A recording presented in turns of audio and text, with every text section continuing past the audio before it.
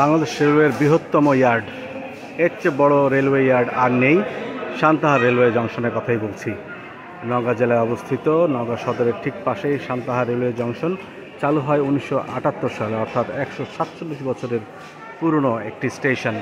British আমলের লাল যে ভবন, সেটি দেখে স্পষ্ট ধারণা পাওয়া যায় এর ইতিহাস, অতীত এবং ঐতিহ্য সম্পর্কে। এই রেলওয়ে জংশনটি 1878 সালে চালু হলেও, দুঃখিত, স্টেশনটি 1878 সালে চালু হয়। পরবর্তীতে 1901 সালে সান্তাহার থেকে বোনারপাড়া হয়ে ফুলছড়ি পর্যন্ত যে মিটার গেজ লাইন, এটি চালু হওয়ার পরে এই স্টেশনটি জংশনে রূপ লাভ করে।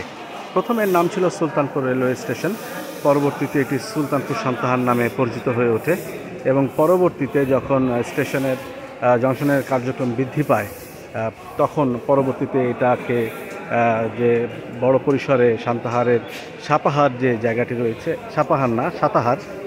সাতাহার জায়গাতে স্থানান্তর করা হলে সেটি সান্তাহার জংশন হিসেবেই রূপ লাভ করে। ঠিক এই পাশে দেখতে পাচ্ছেন মিটার গেজ লাইন, একটা দুইটা, এবং এই প্ল্যাটফর্মের ওপাশে আরও দুটো লাইন রয়েছে।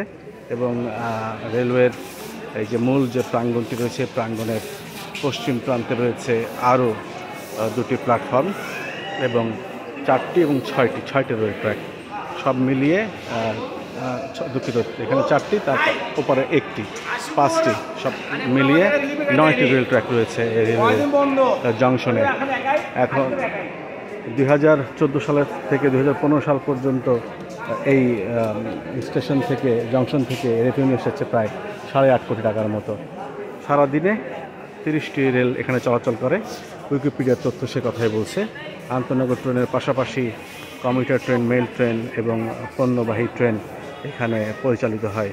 খুব সুবিশাল পরিসর জুড়ে জায়গাটি অবস্থিত এবং ব্রিটিশ আমলে তৈরি যে স্ট্রাকচার, সেই স্ট্রাকচারের দিকে চোখ তাকালেই বোঝা যায়, চোখ দিলেই বোঝা যায় যে এটি কত পুরনো একটা স্টেশন।